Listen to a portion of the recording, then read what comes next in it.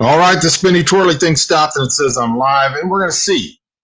You guys let me know as soon as possible. So if we can get some people in here in the next 30 seconds or so, and somebody let me know how the video and the audio are. I appreciate you guys. Hello, everybody. Welcome to the Bunker Nation Show. Come on in here, push in. Everybody gather around. Gather around Papa Bunkles. We're going to have a little discussion. Daniel's here already. Let me know how the audio and the video are. And we'll sit around and talk. So everybody get in here, push in, hit the like button, do the things that you do. As soon as I get word that the audio and the video are working, I don't see any problems. Everything seems to be plugged in. Video and sound, okay. All right, let's do the box thing, and then we'll get rolling.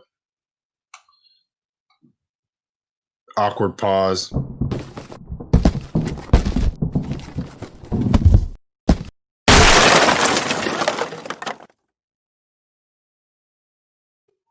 All right, everybody. Hello, Daniel. Hello, Pat. Hello, Hava. Hello, Facebook user.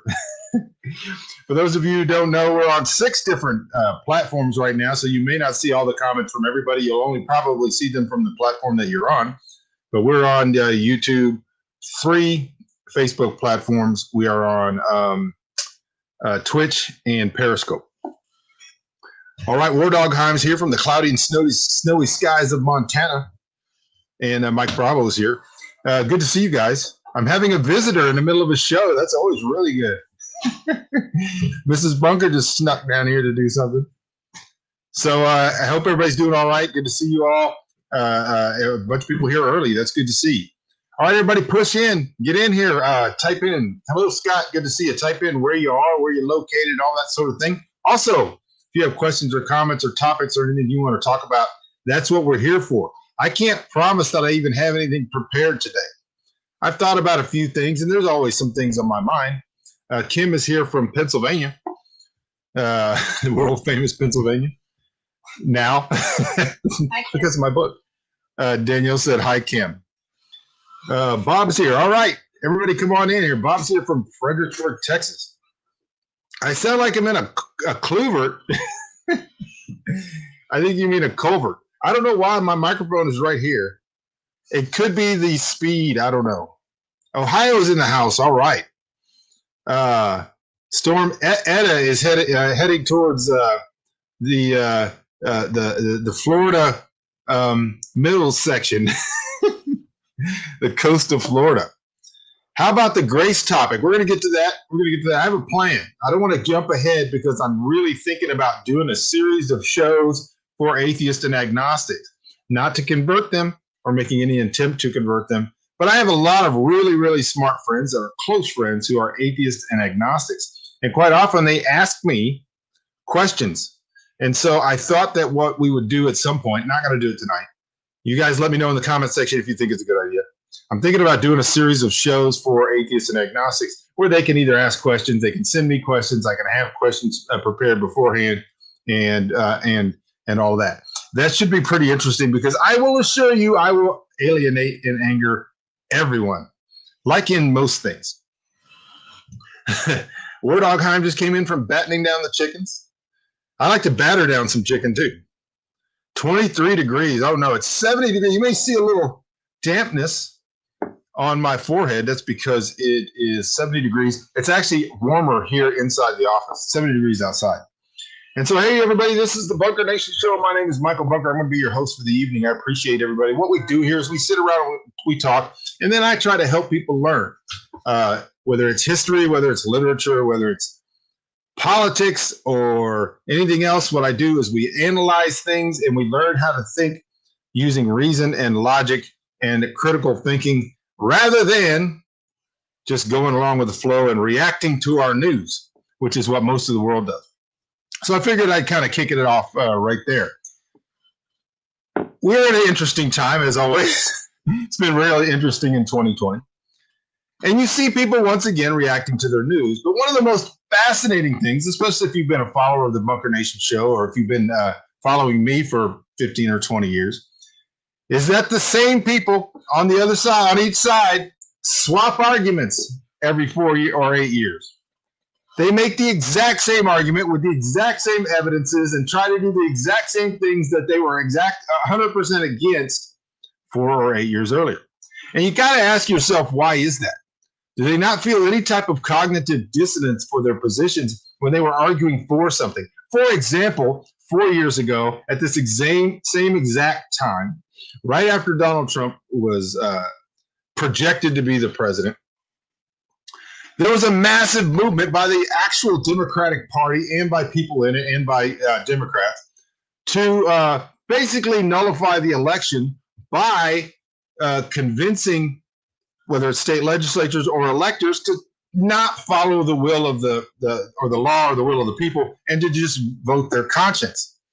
And in some cases actually appoint electors from the other side. It was basically a move on the Electoral College.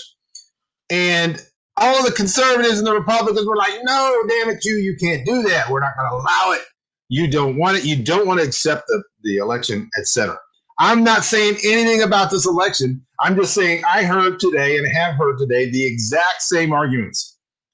The exact same arguments from people who were against that 4 years ago. But the question isn't those things. I don't want to talk about those things. The question is, how do people hold contradictory opinions and not have cognitive dissonance? I'll tell you why. Because those opinions are not theirs. They never, ever came up with those opinions. They don't have the capacity of ideation or of coming up with opinions. What they do is they have opinions injected into them through the media or through talking points or wherever. They get their opinions fresh every day, just like a bread baking store. They go and get fresh opinions. And it doesn't matter whether those opinions contradict opinions they used to have because they weren't their opinions to begin with. The masked man actually absorbs opinions like you and I might absorb water during a rain. Most of it runs off, but some of it doesn't. That was horrible. Anyways, they absorb opinions and they emit those opinions, but they don't actually create those opinions. They don't have their own opinions. And now I want to be very careful here because some people feel like I'm attacking them just because I say some fact. And I'm not. Now listen to it. Not everybody can play in the NBA. That may be troubling to some of you who have been raised up in a system where people actually have little memes with fancy fonts that say you can do anything you want to do. I want to tell you, my wife's already out of here. That's bullshit. You can't do whatever you want to do. You cannot play in the NBA. Statistically, zero possibility.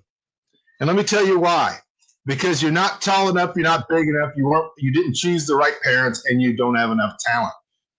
Doesn't mean you're not a good person. Doesn't mean you can't play basketball in the yard or go down and play summer ball or play out the playgrounds and all those type of things. We all can play basketball, but we can't all play in the NBA. It's the same thing with thinking. Not everybody is made for it. That's why we use the term the masked man. I held up this book last time, or I mentioned it. I'm going to hold it up again. And I recommend this book all the time because you ought to read it. And the fact is that most of the people, the mass of humanity, does not ideate. They don't create ideas. They don't have opinions of their own. Just for example, I just finished listening to Dave Chappelle's monologue for Saturday Night Live. And some of you may not have liked it. It was a little bit political. I loved it. And the reason I did, even though I don't agree with a lot of it, was because they were his ideas. He's a person who has his own ideas. He has his own opinions. He has something that most other people don't have in America or the world today, and that is he has got a special pass to say whatever he wants to say, and nobody else is allowed to do that. However, I appreciate the fact that he has ideas and he has the ability to say what he thinks, and I appreciate him for that. I think he's a national treasure. But the point is that he's a person that has ideas. If Dave Chappelle was on Facebook or Dave Chappelle had a show like this, the things that you would hear would be his ideas, his thoughts, things that he thinks. He might react to news, he might report news, but most of what you're going to hear are his own opinions. If he had a Facebook, if you go look at Michael Bunker's Facebook, and you ought to, if you're not already on there, just go to facebook.com/offgrid or just search Michael Bunker. 99.9% of what I do is I post jokes I wrote or my own opinions. I don't post memes. I don't post news. Most of what I post are things that I said 3 or 4 years ago. I share a lot of my memories because those memories are things that I said. It doesn't make me better than you. It doesn't make me better than anybody. It just means that I'm a person who has ideas and I have thoughts and I have opinions and I come up with those things organically and I based on the information that I have and the study that I've done, and then I share those things. Let's get back to the point. I don't want to talk about myself. What I want to talk about is the fact that most people don't have ideas. People on the left and on the right, for the most part, don't have any ideas. They sit and wait for someone else to think of something. If it resonates with them, or if it already agrees with their natural proclivity, then they go with it. It might as well be theirs, although they may have the exact opposite opinion the next day. They really won't even care. And if you point out that they used to think one thing and now they think the other thing, it doesn't bother them at all. In fact, you have two people. One of them says we should all wear red, and the other one says we should all wear blue. And they go at it, and there's a big war takes place of arguing and all this kind of stuff. And then maybe 4 years later, they say the opposite, and they use the opposite arguments. This guy takes that opinion, that guy takes that opinion, and then they look at each other, and the other one goes, well, you're a hypocrite. You used to think the other thing. Well, you wouldn't know that except that you were the guy I was arguing with, and you actually had the opinion that I have now. So you get what I'm saying. None of it can be taken seriously because basically what we're dealing with is NPCs. These are non-player characters. What they think doesn't even really matter. They're given their opinions.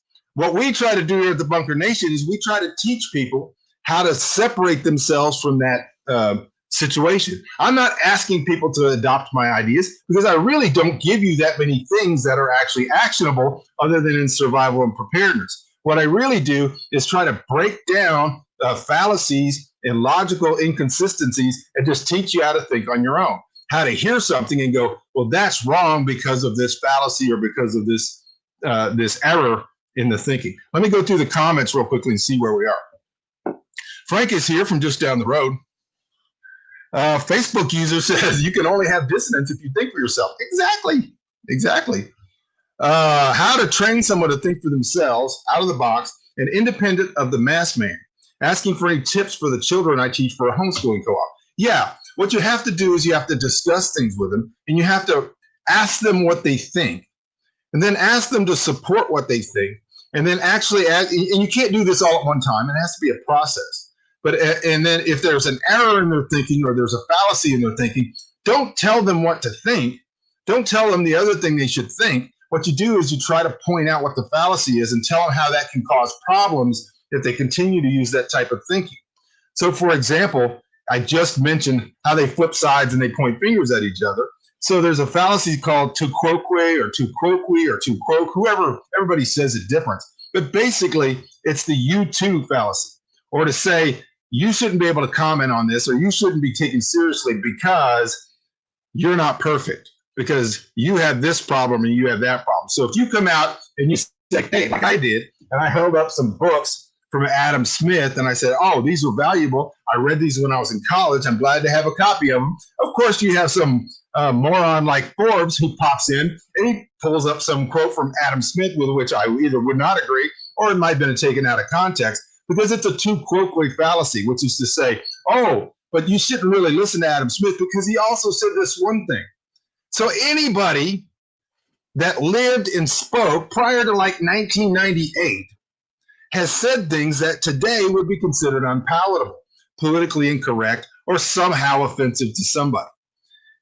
Anybody then who had any thought, even if it was absolutely and completely and utterly true, if you say, I agree with this quote, you're expected to sign on to everything that person ever said and ever thought. And some idiot is out there Googling or going to the quotes page, and they're going to find out where that guy thought, that dogs weren't actually people.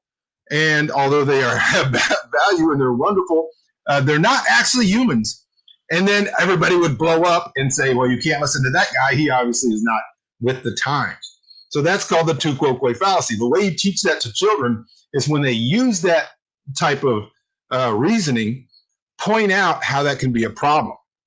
If you disqualify what somebody says because they're not perfect or because they've said something else that you disagree with, you're actually limiting the amount of reason and understanding you can ever aggregate. You can't gather anymore because nobody is perfect other than the one perfect one, which was Jesus Christ. Nobody else was, and nobody else you're going to be able to go through their history and say, I don't like what this guy said or whatever.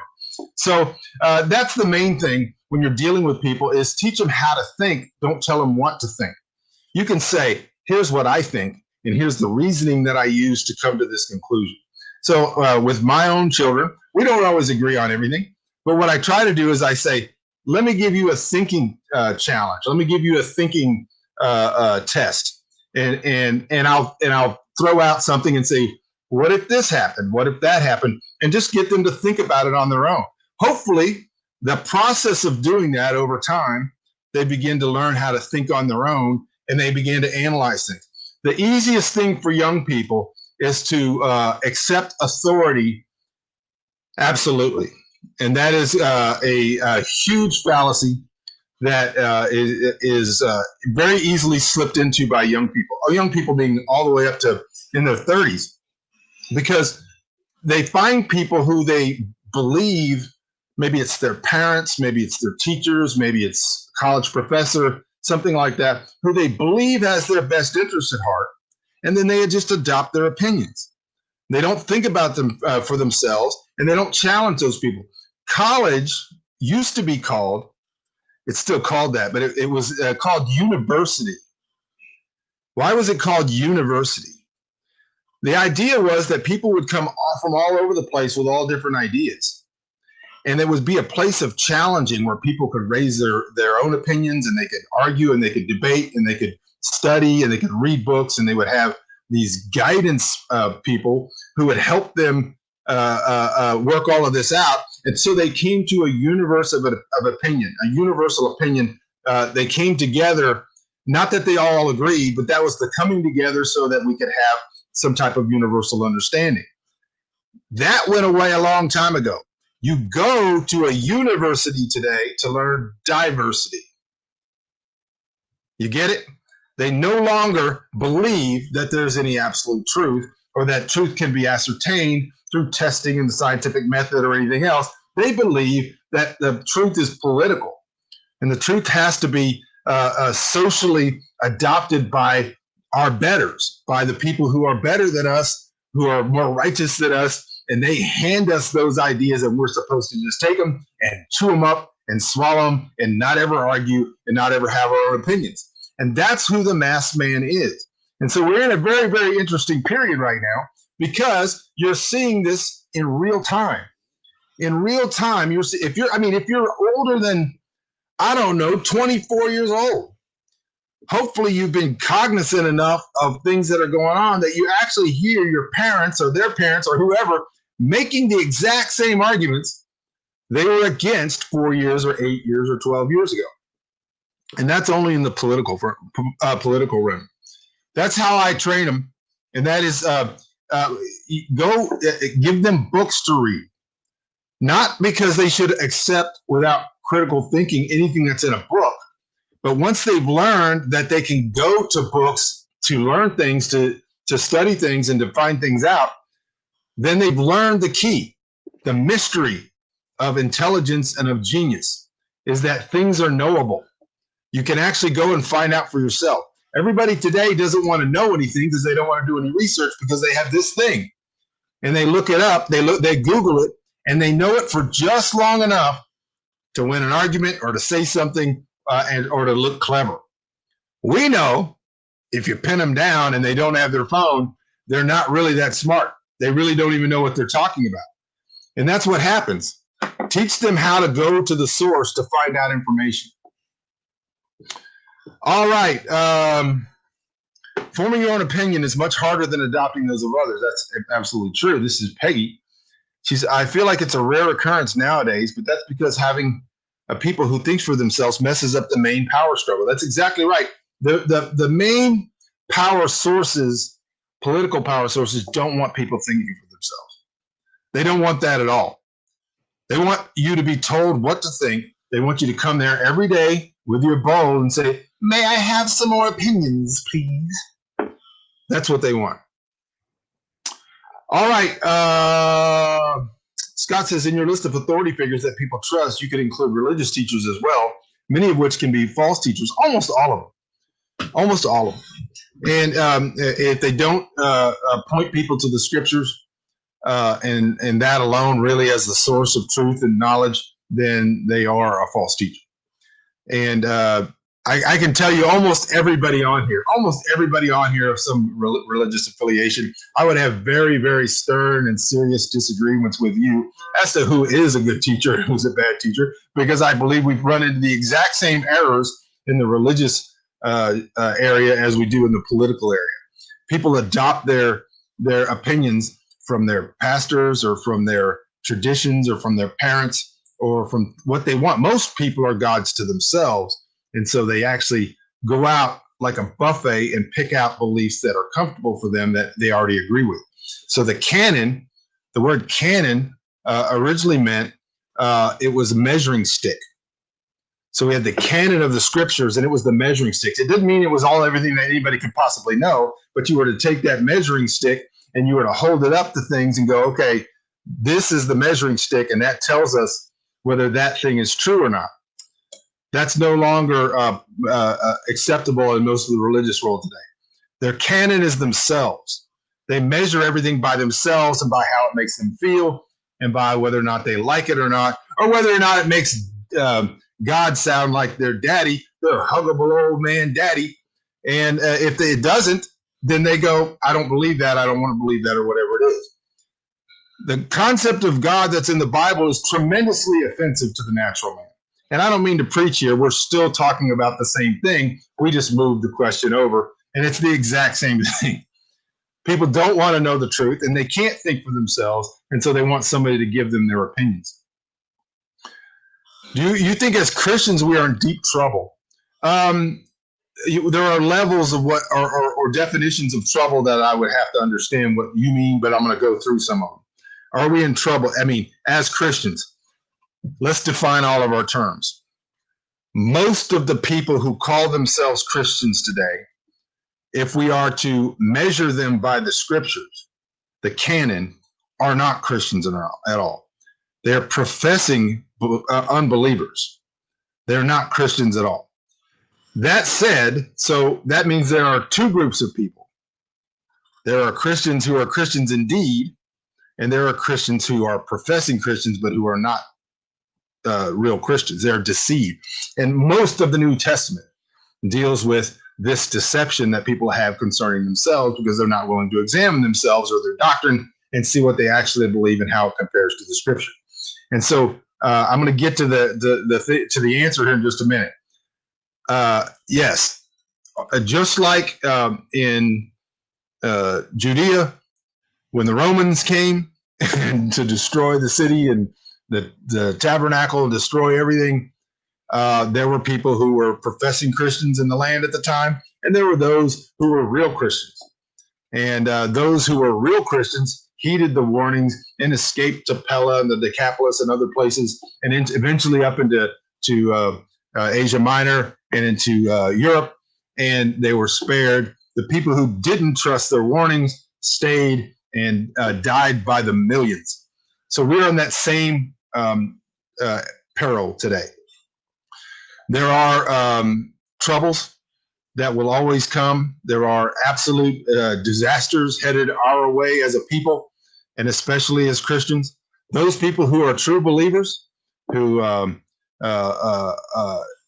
have faith and understand that everything that happens to them is for their good, and that they are in the hands of the Creator. And although that doesn't mean that they're not going to suffer tribulation, it does mean that they have no permanent fears of loss. Then they're going to be okay. But and if they heed the warnings and they listen, then they're going to be fine. Everyone else, which is most of professing Christianity, they're in bad shape. They're in trouble. They believe lies. Just like the woman who I talked about yesterday, who said, if you try to deny yourself, that's just arrogance, and I don't even remember what she called it. But basically, it was self-righteousness, to deny yourself anything. That person is in big trouble. She's in huge, and her whole people, they're in big trouble. Somebody taught her that, and they're in trouble. People that think that their faith exists to make them rich, to make them comfortable, to give them things of this earth, they're in big trouble. Do we move out of this country for our protection? There is no answer to that. I believe that the Lord hides us in the cleft of the rock. I would never tell anybody what to do, because I'm not the manufacturer of you. The manufacturer is the one you go to find out how you fix things. So I don't know where you're supposed to be. I know where I'm supposed to be. And so I personally am not going to be leaving the country. My country is Texas, and so I'm going to be staying right here. But there are people who feel comfortable, who feel like the Lord's led them. And this is similar to what happened all over the history of Christianity, especially in Rome around 500-600. Most of the Christians fled into the Alps, Waldensians, the Paulicians, and all those, and were spared for some time. They still suffer persecution. 2.5 million of them killed, of the Waldenses were killed for having the Bible and their own tongue, etc. Everyone runs away and no one stays and makes it better. That's not true. That's an absolute statement, and it's not true. Some people run away and some people stay and try to make it better. Maybe very few. But you're right. Eventually there is no place to move to, and that's the whole point. That's why there's a whole mass of people today who think that we're all going to go to space and we're going to start over and everything's going to be great because we'll finally found a place we can flee to where it's going to be safe. There is no safe place other than the truth. That's the only safe place. And if you don't have that, or if you don't know how to find it, or if you can't get it, then you're in big trouble, regardless of where you're located. I happen to feel like where I am is where I'm supposed to be. And I don't have any conscience problems with where I am. And I'm still doing what I can do to help as many people as possible. All right, everybody, get your comments and questions in. We can talk about anything. It doesn't have to be about religion. It doesn't have to be about politics. It could be about whatever you want to talk about. I'm here for you. Doesn't mean I'm going to talk about everything. But I'd be hesitantly interested in your atheist agnostic chats. I came out of a somewhat cult-like religion and now consider myself pretty much agnostic, maybe even a bit hostile towards American Christianity. Yeah, I think that's pretty common, and there's no reason not to be. American Christianity is as apostate as just about anywhere else. And so what we have to do, though, is we don't ever throw the baby out with the bathwater. When something is not a true representation of the thing it's supposed to be, that's the problem. And so we have to identify what the problem is. What I hope to do, if I do a series on atheist and agnostic chats, is to separate the wheat from the chaff a little bit and just make sure that we hit on some huge errors that if you identify those, you cut out most of professing Americanized, Westernized Christianity as apostate from the very beginning. And then that helps, even though it's going to piss everybody off. Every single person is going to be pissed off, but I don't care. I don't care. And I'm not saying that you have to listen to me. What I'm going to do is point people to where the answers are. Being in Michigan, I'm worried that this area of the country is becoming too liberal. All right, leftist is where we really want to use, because liberal is actually not a bad word. But I understand exactly what you're saying. And here's the thing. It does matter where you live. It does matter. I'm not telling anybody to leave where they live, but personally, I have a huge problem. I would not be able to stay in California. I was there last year, loved it, have wonderful friends there. I would love to visit again. I hope they make my movie, but I'm not going to live in California. Not just because of the politics, but the politics have a lot to do with it. Most of the places that I've been have some political bent that I'm not really comfortable with, or it is in the religious sense the same way. There are places I absolutely would not move to for any reason at all, unless God showed up and made it so impossible for me to continue to, like Jonah, like a whale ate me There's no way. There's no way I would live there, and for those reasons. All right. And so you guys hang out, subscribe to the channel, hit the like button, all that kind of stuff. I'm not saying exactly when I'm going to do that. I might do it in December, and it may be separate. I may continue to do these shows at 7 o'clock and maybe have another time period where I do this atheist agnostic. It's not even really an outreach. It's just the people do have questions, and they have so few areas where they can actually go. If you just go start church hopping, you're just that's like COVID hopping. You may find that place, but here's the problem. What are you using to determine if that's the place? Here's the problem most people have. They're trying to make decisions and determinations, and they're using a broken meter. They're using a broken sensor. How they understand things is broken. One thing we've done on this show since the very beginning, we continue to do, is we analyze thinking and analyze logic and reason so that their sensors isn't broken. So if you go someplace and your sense is that you're looking for a place where you can be comfortable, where you can go in there and the pastor never says anything offensive, never says anything you disagree with, never says anything that's going to convict you personally, that's what you're going to find. And that's going to be, it's a mausoleum. It's a funeral parade. And it's not what you should be looking for. So we'll talk about all that. I don't want to get into it right now. All right. So Florida's not an option. Ozarks are supposed to be good. Yeah. I have family in the Ozarks. I'm not saying that I would move there because I wouldn't, but I have family there. All right. So if you guys have questions and comments, go ahead and put them in the comment section. It's always good to be here for you. If you have any questions or anything else. In the meantime, while we're waiting on that, I want to tell everybody we've had a lot of people watching live, a lot of people watching on new platforms. We hope to have some new platforms coming out. At the same time, we only got 2 comments on the last video. All of these comments right now, there's been 100 of them. They disappear when the video goes away. And YouTube doesn't use those when it determines if it's going to share this video with more people.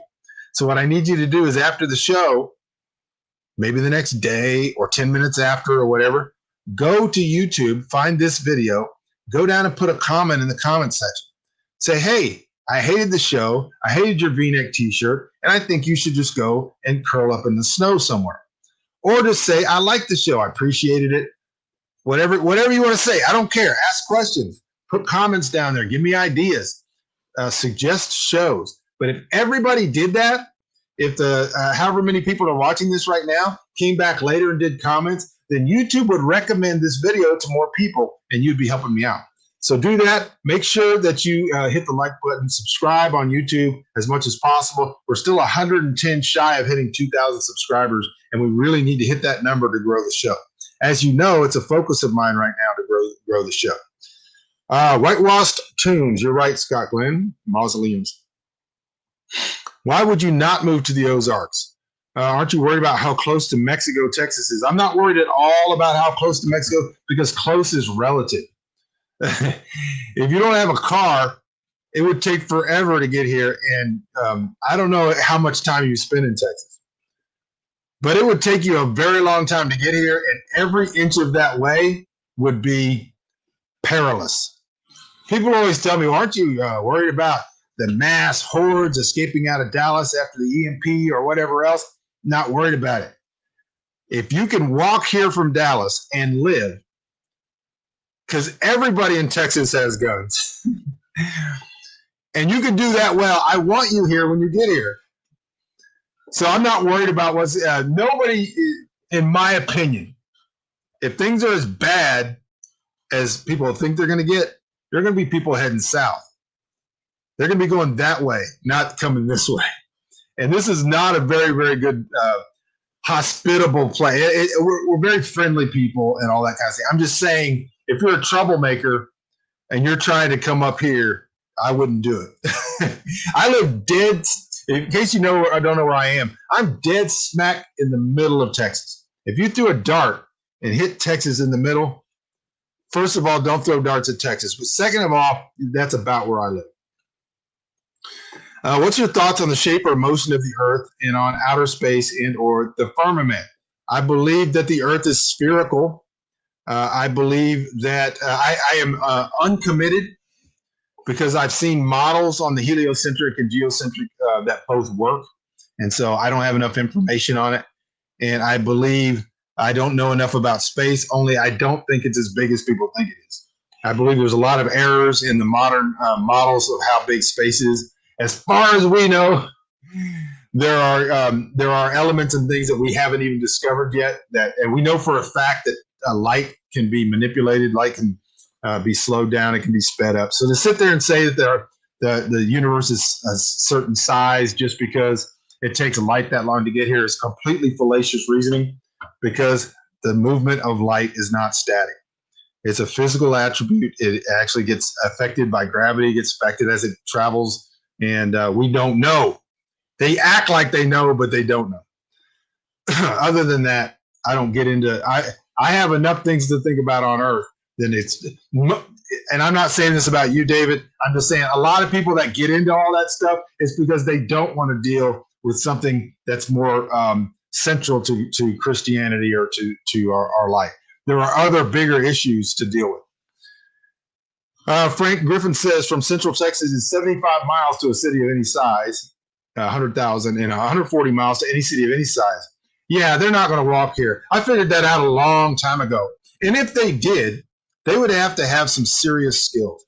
The skills that you would have to exhibit to walk here 140 miles, you would have to know when to travel. You would have to know seasonally. It's very the environment is inhospitable.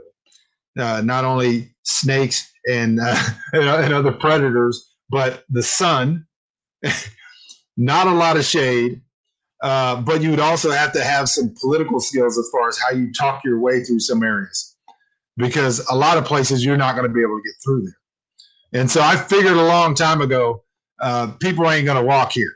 That whole idea of the Golden Horde moving, that may work up in Nebraska, but it may not, and it ain't going to work here. The only truly safe place is where humanity has truly changed. No matter where you might move to, as long as humans move to those places, you're taking the flaws with you. But that's true. That's true. Yeah, and so I've got a daughter that lives in Alaska. She's with us here right now, and I have a daughter and a son that live in the Ozarks. And so you have to be where God puts you. That's the safest place to be, is where you're supposed to be, wherever that is. That could be in the lion's den. Don't hate snakes, by the way, Jess. Don't rethink that. If we don't have snakes, you're going to be dead. You would be dead already, and all your ancestors would be dead. There are poisonous snakes that you want to avoid, but do not hate snakes, because snakes keep us alive. That's the reason all of us don't have the plague, because of snakes. There are more diseases that kill more people that travel through rodents and rats and all of that. And if we don't have snakes, we all die very quickly. Very quickly. So don't kill snakes unless they're in your house and they're poisonous, or they're around your house and they're poisonous. Don't do it. Just spiders either. We need spiders. My gosh, people. We need spiders and snakes if we're going to stay alive. God put you in Miami. He's what is holding me together right now. Well, that's good, and it's true. However, the fact that God put you somewhere does not in any way mean that's where you're supposed to be. Those are two different questions. There are people where they're not supposed to be. I'm not saying that to you. I'm just saying, if anybody's reading your comment or hearing it, don't think that because of where you are, that's where you're supposed to be. That doesn't particularly mean that. The Golden Horde, it'll decimate the Deathlands, aka the coast and the urban areas of 75,000 or more. Exactly right. Wardogheim has done his research. All right, I'm going to look around here and see if there's anything I'm missing. You guys, if you have questions or comments, my mouse stops working when I don't move it. All right. Do you believe in prepping? I'm pretty. I don't want to blow my own horn, yes, but I'm a pretty famous prepper. Might want to look me up. I'm not laughing at you. I'm laughing with you. I wrote a book a lot of years ago. It's one of the foundational books. It's called Surviving Off Grid. I've also lived off grid for 15 years, and I've been teaching prepping and survival for 20 years. So yes, I absolutely believe in prepping. I've been doing it for a long time. I've talked all over the world, probably thousands of times to tens or hundreds of thousands of people. I've spoken at most of the big prepper conventions, and most of the people that are in prepping have read my book and know whereof I speak. And so, yes, I know a little bit about prepping and survival. I've taught survival classes, hot weather survival, cold weather survival. It's one of the areas of my expertise. So, yes, if you have questions, I'll be glad to help you. Daniel says, why is there a propensity for people to move to another country, then try to change the new place to be like the old place? I think that there's some tendency for that. I don't think it's as widespread as people think. That kind of is a meme right now. People moving from California because they did that to Colorado, ruined Colorado and Arizona, a few other places.